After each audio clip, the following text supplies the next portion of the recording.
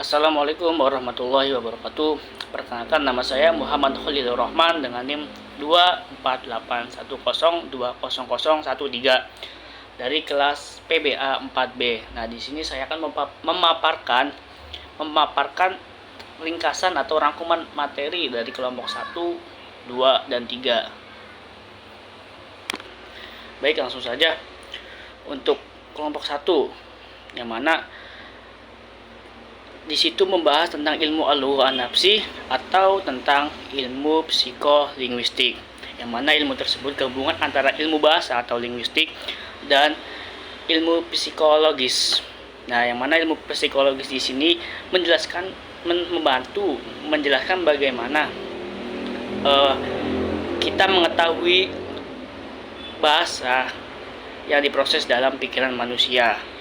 Nah, jadi bahasa itu tidak hanya sekedar kata-kata atau struktur kalimat saja, akan tetapi juga berkaitan dengan proses mental seseorang seperti memori, motivasi, perhatian, dan pemahaman. Nah, melalui ilmu ini kita bisa memahami bagaimana seseorang belajar bahasa, baik bahasa pertama atau bahasa ibu, terus kemudian bahasa kedua, bahasa ketiga, dan seterusnya. Nah, selain itu, psikolinguistik juga membantu menjelaskan bagaimana seseorang itu bisa berbicara, terus membaca, menulis, dan memahami. Nah, dalam dunia pendidikan ini,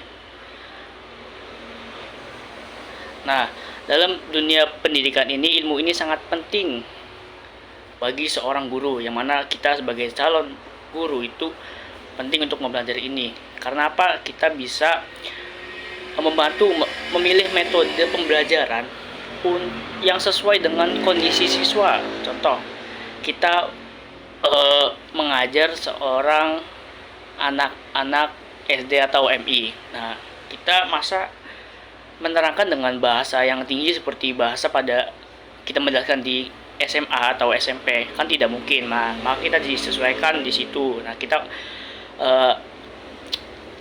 pelajarilah ilmu ini karena bisa membantu proses pembelajaran yang lebih mudah untuk dipahami. Nah, kemudian selanjutnya itu kelompok 2 yang mana membahas tentang hakikat dan karakteristik berbahasa manusia, hakikat dan karakteristik perilaku berbahasa manusia. Nah, perilaku bahasa manusia itu dipengaruhi oleh 2 faktor.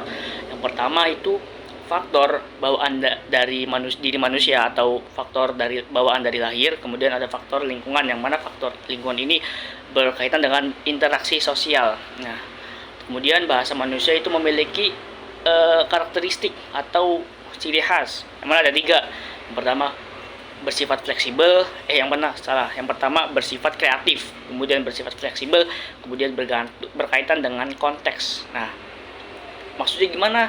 Nah, fleksibel ini manusia itu bisa membuat kalimat baru yang tadinya tidak ada. Contoh seperti kata daring dan luring. Nah, kata daring dan luring itu baru muncul ketika zaman Covid. Nah, teman-teman, zaman Covid ya. Sebelum zaman Covid itu tidak ada kata daring atau luring. Nah, pas zaman Covid muncullah kata daring dan luring. Nah, disinilah bahasa itu bersifat kreatif, kemudian bahasa bersifat fleksibel, yang mana bahasa itu bisa menyesuaikan dengan situasi. Contoh, kita minta tolong ambilin pulpen, kita minta tolong ke teman nih, tolong ambilin pulpen. Nah, terus kita minta tolong ke yang lebih tua, punten bisa tolong ambilin pulpen. Nah, dari kedua kalimat tersebut itu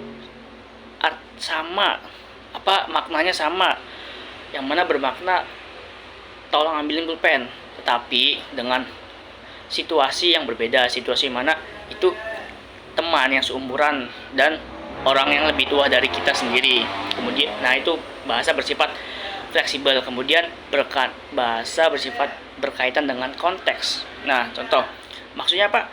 Makna bahasa bisa berubah tergantung dengan kondisi lawan bicara. Contoh, kalimat hebat ya kamu sudah bisa cari makan sendiri. Nah, dalam konteks ke anak-anak yang balita lah.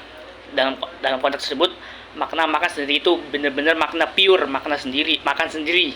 Nah, maknanya itu bisa makan sendiri ya, kita bisa makan sendiri lah. Tapi dalam konteks orang yang dewasa atau orang yang sudah dalam ranah dunia kerja, makan sendiri itu artinya kamu itu sudah bisa kamu itu sudah bisa cari uang sendiri. Nah, begitu. Kemudian selain itu, kondisi psikologis itu memengaruhi gaya bicara seseorang itu berbahasa atau berbicara. Misalnya, ketika seorang itu merasa gugup atau nervous, bahasa kerennya lah, itu nervous, itu seseorang tersebut akan bicaranya akan terbata-bata atau tidak jelas, banyak kan menggunakan nah begitu. Begitupun sebaliknya, ketika bahasa ini bisa memengaruhi kondisi jiwa. Maksudnya apa? Nah, kondisi jiwa ketika seseorang yang sudah tahapnya belajarnya sudah tinggi ilmunya, nah maka orang tersebut berbicara itu akan berbicara secukupnya, tidak banyak bicara. Nah, begitu. Jadi dapat disimpulkan bahwa bahasa merupakan cerminan dari pikiran dan perasaan manusia. Oke, kemudian di kelompok 3 itu membahas tentang dasar-dasar bahasa membahas tentang dasar-dasar bahasa dalam tubuh manusia yang meliputi aspek fisik, kemudian sensorik, kemudian fisiologis dan neurologis. Nah, jadi bahasa itu bukan hanya terjadi dalam pikiran, tapi juga melibatkan berbagai sistem dalam tubuh manusia. Nah, secara fisik bahasa itu berupa bunyi yang dihasilkan dalam bentuk gelombang suara, itu secara fisik. Kemudian secara sensorik nih, bahasa itu melibatkan indera seperti telinga untuk mendengar, terus mata untuk melihat ekspresi lawan bicara kita. Nah, kemudian secara fisiologis itu bahasa dihasilkan oleh alat ucap seperti ada di sini bibir, lidah atau pita suara, paru-paru juga. Sedangkan secara neurologis itu otak yang berperan penting dalam mengatur proses memahami dan menghasilkan suara atau bahasa. Nah, semua aspek tersebut itu saling berkaitan satu sama lain. Jika salah satu bagian terganggu, contoh bagian terganggu itu kalau terganggu dari kayak cadel kan itu mempengaruhi cara bicara atau bicara kita tidak jelas, yang tadi ngomong R jadi L, nah gitu. Seperti lagi orang yang sering merokok. Nah, orang yang sering merokok itu ada penyakit, dia ntar pita suaranya diambil. Nah, ketika pita suara itu diambil kan otomatis suara kita terganggu. Nah, maka suara itu tidak jelas jadinya. Oleh karena itu bahasa dapat dikatakan sebagai hasil kerjasama antara tubuh dan otak manusia. Oke, cukup sekian. Terima kasih. Assalamualaikum warahmatullahi wabarakatuh.